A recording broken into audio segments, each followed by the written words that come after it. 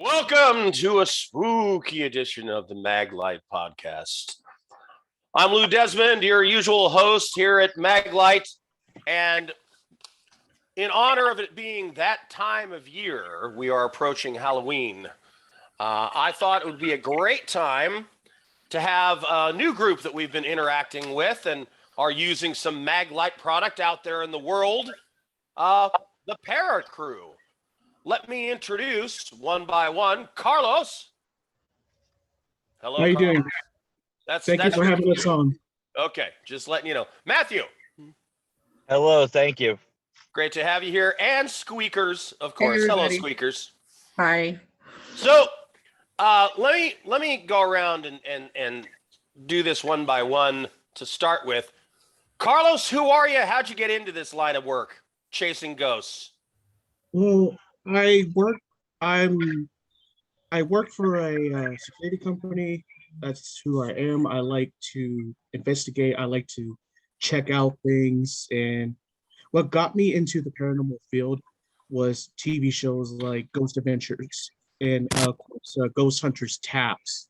That's what got me inspired into the ghost hunting. And then you, Patty from Team and all these other big YouTubers that ghost hunt.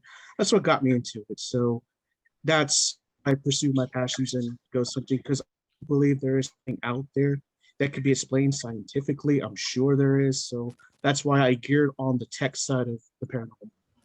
Matthew, you're up. You're an ordained minister, right? Correct. And it was And a actually veteran. because of correct as well. And actually, my ordainment came from the paranormal field. I've been in this field 16 years, and just like everybody else, I saw some of the shows. A group of friends wanted to go out and do some investigating. I had no idea what I was doing.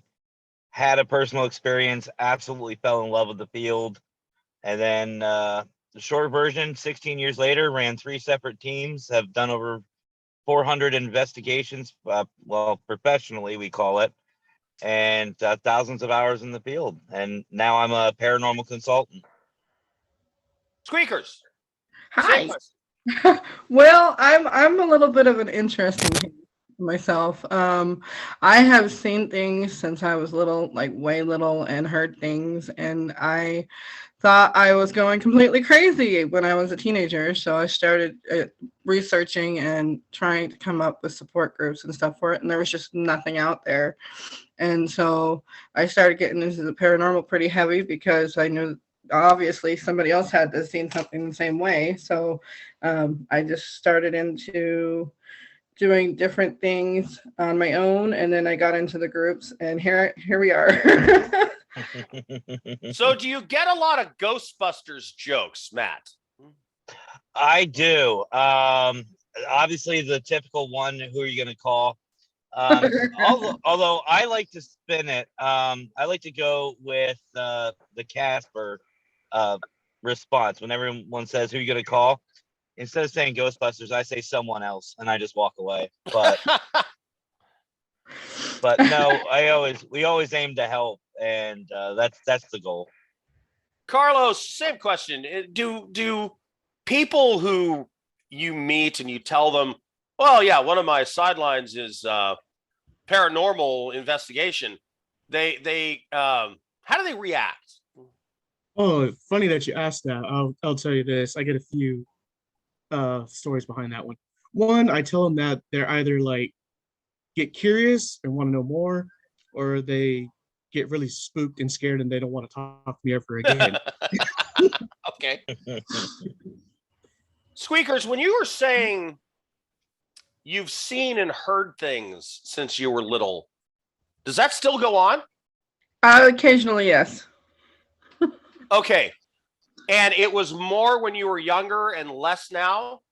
No, actually, it's gotten, and I wouldn't say worse, but it's gotten stronger, in my opinion. And when I say that, a lot of people tend to look at me like, "Are you crazy?" But I'm not.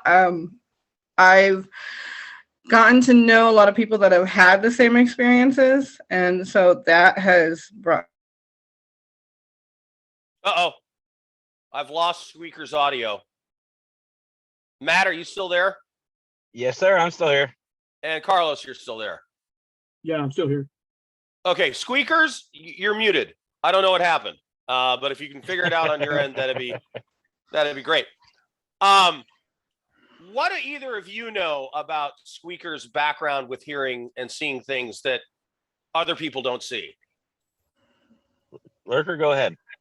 Well, the thing with squeakers is she's trying to explain is that she's a sensitive, what we call beings, that they are sensitive to things that, you know, they have like an extrasensory perception, meaning that a sixth sense, that I like to call it, like a third eye.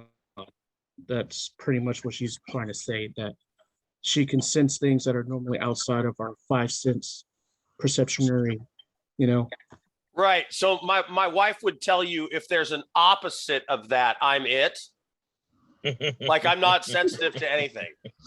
I'm sort of the anti-sensitive. So I would like blunder through a full-on ghost storm and not even notice because I'm just completely self-involved with something else.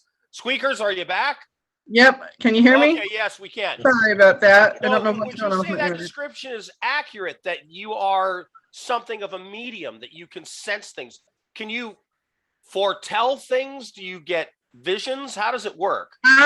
You know, I considered myself a medium a couple years ago, and I've started to realize that I don't really like to put labels on things as much as I used to. I have had a lot of deja vu moments in my life, and those always are trippy because I never know if it's actually something that's going to happen or if it's something that's going to just be there.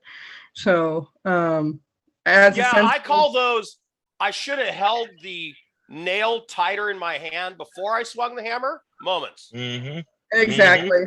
That's the kind of thing that I get. I don't generally, again, I'm about as sensitive as a piece of granite when it comes to things. So, And that's the thing. Everybody has different gifts. So, and not every person is going to experience the same exact thing, which I think is part of the secret of life. speaking of gifts, Maglite sent you some stuff. Matt, have you been able to use any of it? Oh, well, it was sent to Carlos. Carlos And has he's got in- it. Yes, Yeah, sir. I'm working He's on in delivering Texas. those right now.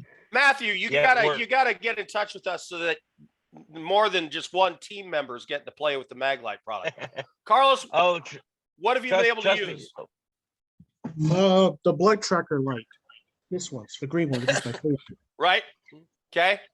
And you like the green light for paranormal stuff? I have ideas for it this coming next week. I'm Okay, so excited you're to going to use it in some investigatory work coming up. Yes. You know, the spectrum lights, obviously, they don't give off a giant, huge white light that might be more disturbing to the atmosphere, shall we say, in sensitive places. So probably something you're going to want to use are those green and red spectrum lights. Of course, for me, if I had the feeling that something paranormal was going on, I would just grab the brightest freaking Maglite I could, like an XL150 or an ML300L with more than 1,000 lumens, and just blast whatever it is with the white light, hoping it would go away, whatever it is. Well, very interesting. Of course, I'm sure you are very popular folks this time of year. We're going to call it an episode here, and then we're going to do another episode in about a week. Stand by, those of you in the Maglite Nation world that are watching these podcasts. I'm going to have some even deeper questions for our ParaCrew in the next podcast. I'm Lou Desmond for Maglite. Thanks for being here with us.